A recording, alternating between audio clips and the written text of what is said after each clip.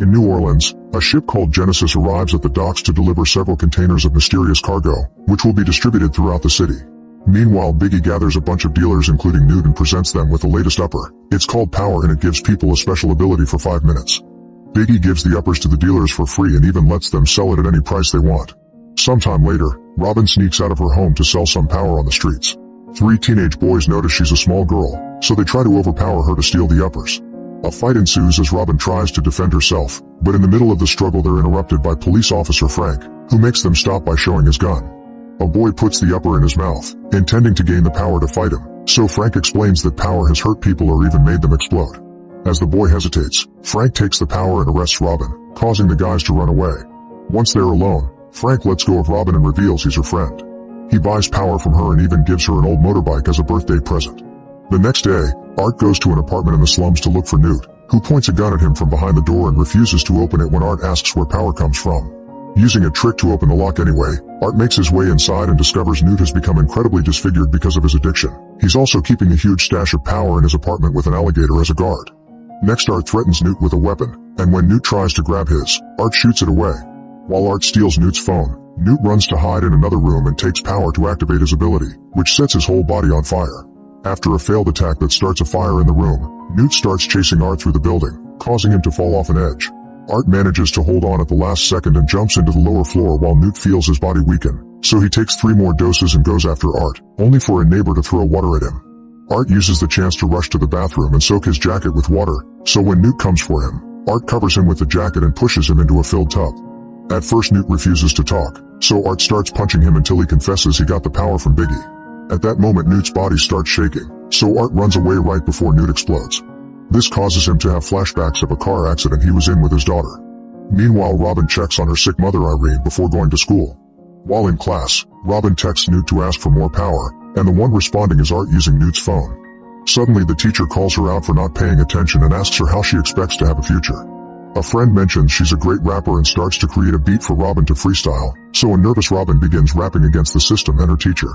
Her classmates record everything and cheer for her, only to then reveal this was just a fantasy in Robin's head. The teacher asks her to give up her phone or go to the principal's office, so she chooses to leave. Later the cops surround a bank where a criminal has taken hostages with a mysterious power. Frank takes over a co-worker's spot and when nobody is watching, he takes power and starts a timer on his watch. He goes inside through the back door and finds the hostages, unaware that the thief is moving nearby unnoticed because he has camouflage powers. The guy hits Frank to knock him down then runs away with the money, so Frank immediately starts chasing him by following the bags. As his skin continuously changes colors, the thief runs and hits a few civilians before stealing a bicycle. A car ends up crashing against him, so he drops the bike and gets on a tram instead. When he checks the bag, a powder bomb explodes and gives away his location, so now Frank can follow him on the bicycle. The driver stops when Frank shows his badge and the thief runs away again, going through a cafe before ending up in an alley. Frank follows him and falls, allowing the guy to take his gun and shoot him. However, Frank's power is to be super tough and the bullet just bounces, allowing Frank to quickly recover and finally grab the guy, beating up him with extra strength until his captain makes him stop. After everything is over, the captain scolds Frank for using power and asks for his gun and badge. Frank points out that criminals have an advantage over them if they have superpowers, so this is the only way to fight fairly. There are also higher-ups often coming to cover up the situation, so Frank can guess the captain knows more than he says and offers to work off the record. The captain decides to give Frank a picture of Art and tells him he's believed to be the source of power, so they need to catch him to end their problems. In the evening, Art waits in the restaurant where Robin usually meets Newt. When Robin arrives, he watches her from afar but doesn't approach her. Robin doesn't see Newt and decides to leave, only to find her bike tire has been slashed. Suddenly Art grabs her and throws her in the trunk of his truck to then take her to a secluded area, threatening to go after Irene if she doesn't talk. Robin agrees to cooperate and is let out, telling him she got the power from Newt but doesn't know anything else. Then Art shows her a picture of a woman and a bald man, but she doesn't recognize either of them. While they talk, Robin sends Frank a text asking for help, so Art immediately takes her phone away. Next Art makes her call a number he found on Newt's phone and she pretends to be a dealer in trouble, so she's told to go to a specific supermarket and ask for alligator wine. The duo makes it to the market and while Robin asks for the wine, Art gets distracted by a random customer and loses track of Robin. The girl is taken to see a man in the back called Quayo and instead of asking him about the source like Art told her, she tells Quayo all about the scary dude waiting outside. Quayo takes some power and goes to confront Art, who threatens Quayo with scissors. His henchmen immediately come to help him, but Art turns out to be an excellent fighter and goes hand to hand against everyone without breaking a sweat. At the same time the office Robin is in starts moving and it's revealed the room is inside a huge truck, which is trying to leave. She tries to get out, but the door has been locked. Art continues to knock out or shoot down the guys, and sometimes the bullets hit the truck, so Robin has to hide to avoid being hit. Once all the henchmen are down, Art tries checking on Robin, allowing Quayo to shoot him by surprise. The bullet hits Art but he keeps on moving, shooting Quayo to death too. Then Art finally opens the door to rescue Robin, however the pain causes him to start hallucinating and think Robin is his lost daughter Tracy. Thankfully Robin's voice snaps him out of it and he notices another door, which he shoots open to discover a secret computer room with monitors that track all of Power's users. Art realizes that the distributor is giving away Power for free because he's using the locals as lab rats to test the product. They also find a notification that mentions a presentation happening in around 2 hours. Meanwhile Quayo manages to push the bullets out of his body thanks to the effects of Power still going. While Art is distracted by the screen, Robin runs back into the market to ask for help, only to be found and hit by Quayo. When he's about to stab her, Art tackles him to the ground and stabs him over and over until the power effect runs out and Quayo dies. Robin tries to escape and finds the doors locked, so she grabs a brick to break it. However, Art begs for help and confesses he just wants to find his daughter as he offers Robin a bunch of money before passing out. Moments later Art wakes up in a vet's office, where Robin is stitching his wounds. Once he's better, he leaves for the special event, and Robin forces him to take her with him by stealing the car keys. In the meantime, Frank is worried about Robin and goes to her home, only to overhear some cops harassing Irene. Frank sneaks into the house through the window and changes clothes to pretend to be Irene's lover coming to her defense. He whispers to her that he's Robin's friend before confronting the cops, asking them to show their badges and a warrant for the camera. The cops immediately leave, so Frank runs after them and uses some tape to stick the phone to their vehicle, that way he can track them down. On the way to the event, Art explains he used to be a soldier and was put in experiments for Power by a corporation called Teleos. He took Power once and almost killed him but he survived, unlike his army friends. Eventually he quit and started a new life, but when Tracy was born, she had permanent powers because the component was already in Art's seed. When Teleos heard about this, they wanted to take Tracy away to experiment on her, so Art tried running away with her. Unfortunately they were followed and the henchmen forced their car to crash. Art got stuck and couldn't move, so he had to watch how Tracy was kidnapped. As he shares the story, the memory mixes with reality and he starts driving like crazy, but fortunately Robin snaps him out of it before they crash. Eventually they make it to the presentation location and Art makes Robin wait outside. When Art gets in, a guard tries to stop him because he isn't on the list, so Art quickly knocks him out and finds a Teleos card among the paperwork. Then Art takes the guard's jacket and sneaks into the presentation pretending to be an employee. Biggie is presenting Power to a South American cartel leader, explaining his goal is to reach the next evolutionary step. They've taken the DNA from different animals to gather the best survival skills so humans can have them too, and Biggie hopes that with his guest's investment one day they can create a permanent version of Power. Meanwhile outside, Frank finds Robin and tries to convince her that Art is behind Power, but she refuses to believe him. Back to Biggie, he asks a woman to get inside a tank and take some Power. Her skin immediately begins getting frosty and it's revealed she can control her body temperature. While she breathes frost on the glass for fun, Art silently approaches a bartender and kills him with an ice statue. Then Art approaches Biggie with a gun hidden under a tray, but Biggie recognizes his face. Art tries to threaten him, but at that moment an employee finds the body and screams, so he hits him and grabs him hostage instead. A bunch of people in the room take out their weapons and Art threatens to kill Biggie, but the cartel lady doesn't care and tries to leave with a case of Power. Then more of Biggie's men come in to stop the lady and one of them takes a dose of Power, only to immediately explode. This triggers a gunfight between Biggie's and the lady's men, causing both sides to quickly begin losing people as Art joins the fight as well.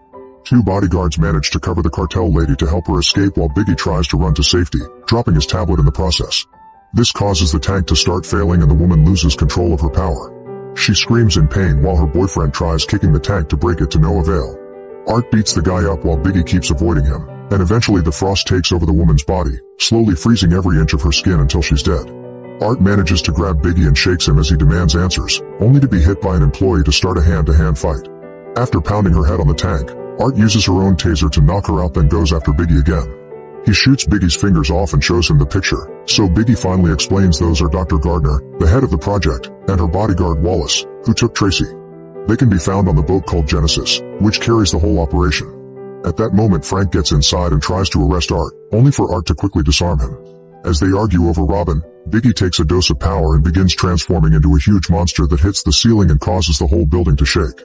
Bullets do nothing to him, so Art runs away and Frank catches up to him by sliding under Biggie. The duo takes a back corridor and as they run, Art opens a bunch of gas canisters while Frank steals some power.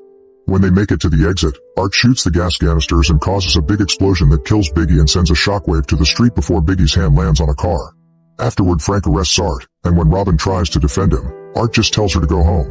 While Robin gets on her bike, she sees Wallace among the cops and recognizes him from Art's picture, so she decides to follow him. Meanwhile, Art tells Frank that in a few seconds his captain will tell him to take him somewhere else instead of the precinct.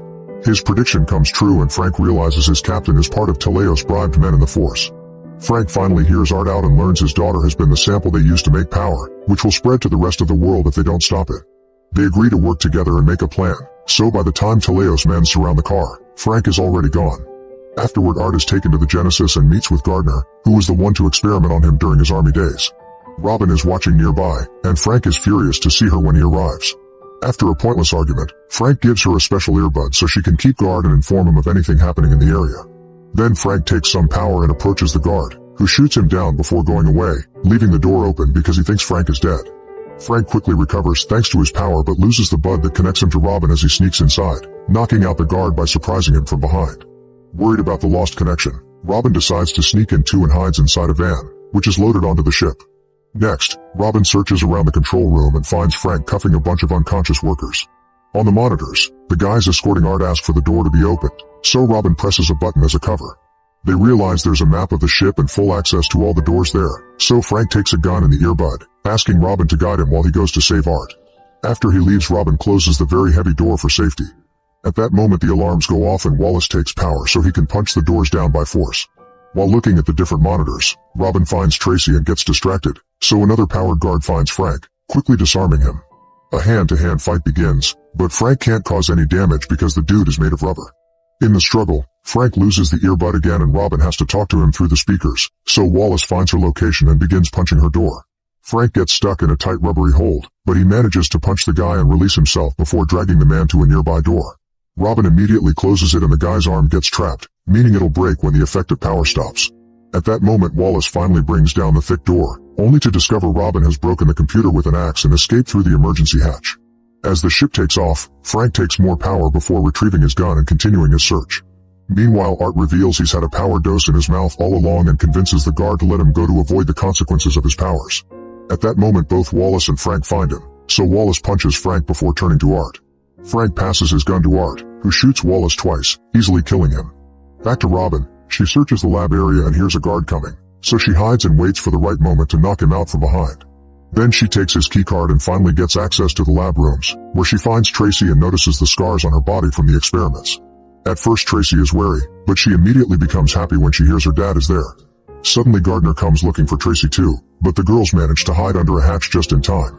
Then they run off and on their way out, a random plant becomes healthy again when Tracy touches it. Soon they make it to the deck and reunite with Frank and Art, who finally hugs his daughter again. The group tries to find their way out among all the containers only to suddenly be blocked by a guard with the power to make his bones grow out as weapons. A fight ensues and the guy cuts Art's weapon in half with his bones, so Art picks up a metal rod to defend himself. Frank tries to take the girls to the lifeboat and uses his body as a shield against the incoming bullets, but Robin sees Art in danger and goes back to help him. She frees a hook to knock out the guard, then Art kills him by stabbing him with his own bones. Afterward, Art rushes to the lifeboat to reunite with the others, but Robin is caught by the guards and Gardner asks for Tracy in exchange for Robin's life. Art comes out and takes power, gaining the ability of a pistol shrimp.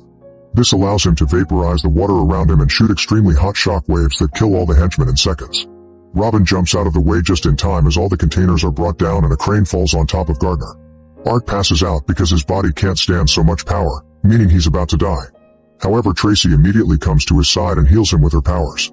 Now the group can get on the lifeboat and finally escape. Sometime later, Art informs Frank he's leaving with Tracy to start a new life. Frank plans to bring the story to a journalist so he can reveal all the corruption in the force, and Robin goes back to her mom, promising to take care of her with the money Art has given her as thanks.